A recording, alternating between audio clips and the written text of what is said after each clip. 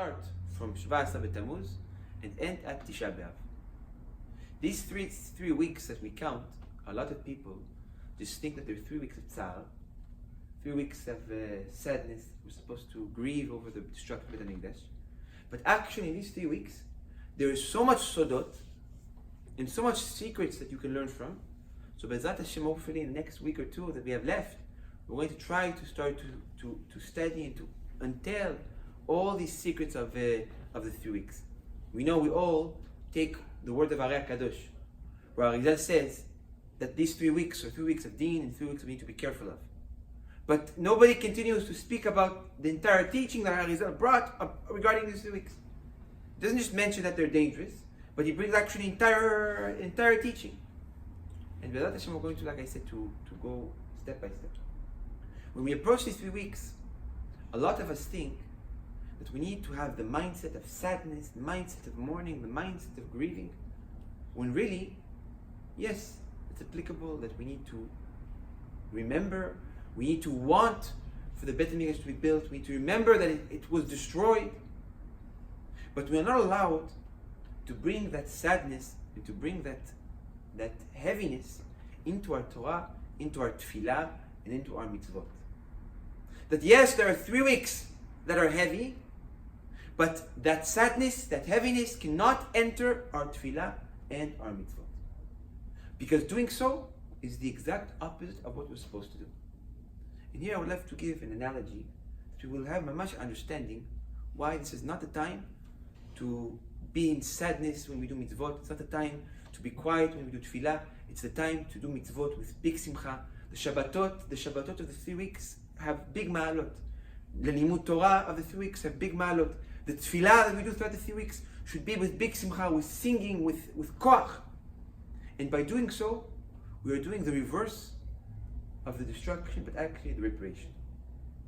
Now, Botai, what is it like to be sad in 3 weeks? It's like there is a king. This king is naturally a very happy person. That he runs his country with simcha, he gives happiness to all those who live in the country. He has a lot of panasa, he has a lot of wealth.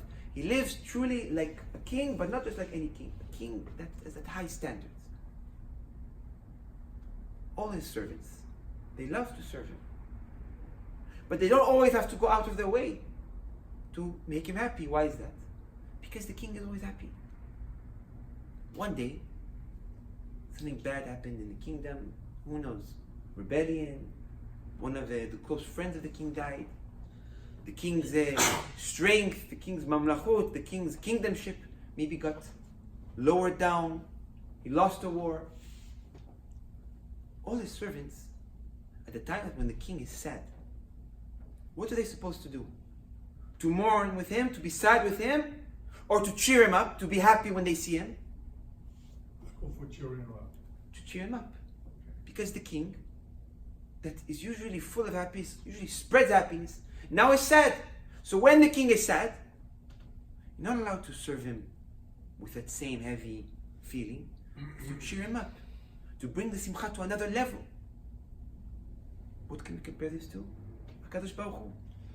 We know that HaKadosh Baruch Hu, to say that the concept of sadness is a little bit hard thing to say about HaKadosh Baruch Hu. But it's mentioned in Masechet Gittin, page Hey, it's mentioned in Masechet Shabbat, that the destruction of Beit HaMikdash gives HaKadosh Baruch Hu tzar. Where he says, I destroyed my home.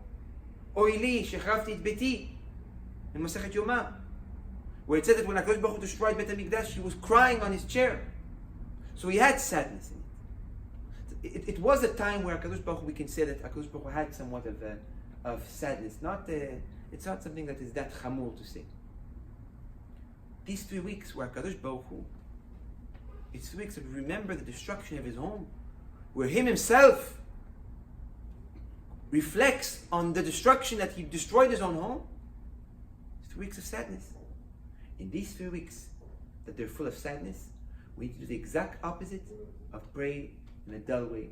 We need to do our best to bring simcha into our tefillah, to bring simcha into our mitzvot, to bring simcha into our limud Torah, because by doing so, we are essentially making the king that is sad into big happiness.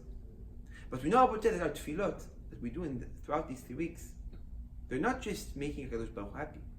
They're actually tefillot with big ma'ala, at a high level. Why is that? What do we call these 3 weeks? Ben Mitzarim. Why Ben HaMitzarim? Ben HaMitzarim, if we translate it, means between the streets. Why between the streets? If you want to chase someone in the streets, he can go left, he can go right, he can turn around the block, run around the circle. Streets. Mitzarim, streets. You can go left, you can go right, you can run away. So if you chase someone where there is streets, where there is curves, where you can hide, where in mountains, it's not certain that you will catch him. If you take someone and you put him in a straight line in a freeway, where he has no exits, it's a matter of running him down until you catch him. There is no escape. At these 3 weeks, Bnei Israel at the time were running in the streets. Anyone that wanted to chase Bnei Israel, it was a matter of just walking after them and you catch them. But Chazal teaches something big. They said that in these 3 weeks, yes, the 3 weeks that in the past Bnei Israel were chased and they were caught, and they were punished, and they were destroyed in these 3 weeks. But in these 3 weeks, HaKadosh Baruch Hu himself comes down to the world and he exiles himself for 3 weeks. That these 3 weeks he puts himself down in this world and to feel the lack, to feel the pain of the destruction. When a king leaves his palace and walks in the streets, what can you do then? You can catch him too. When a king is in his palace, it's hard to walk up to him. Not every man can walk up to the king, to speak to the king, to ask the king what he wants. But when the king leaves his palace, exiles himself, goes amongst the people, any man can walk up, approach the king, ask him what he wants, and get what he wants. Because now the king is no longer hidden in his palace. These are 3 weeks when we say Ach Tov LeYisrael. Ach, what is the numerical value of Ach? 21. What is 21? It's 21 days in these 3 weeks. That in these 3 weeks a person can pray to HaKadosh Baruch Hu, can go after HaKadosh Baruch Hu, and he will catch him. Because HaKadosh Baruch Hu himself is in exile. He's down here, he's here with us. So maybe that Hashem HaKadosh Baruch Hu hear all our prayers. Maybe that Hashem these 3 weeks be from 3 weeks of tzar, from 3 weeks of sadness, to turn to 3 weeks of happiness, where it's said that these 3 weeks will actually be a holiday. And we're going to speak about more about the 3 weeks throughout a couple of weeks. May HaKadosh Baruch Hu give us Hashem a lot of bracha and tzlacha, a lot of esiyata d'ishmael, everything we do. Amen.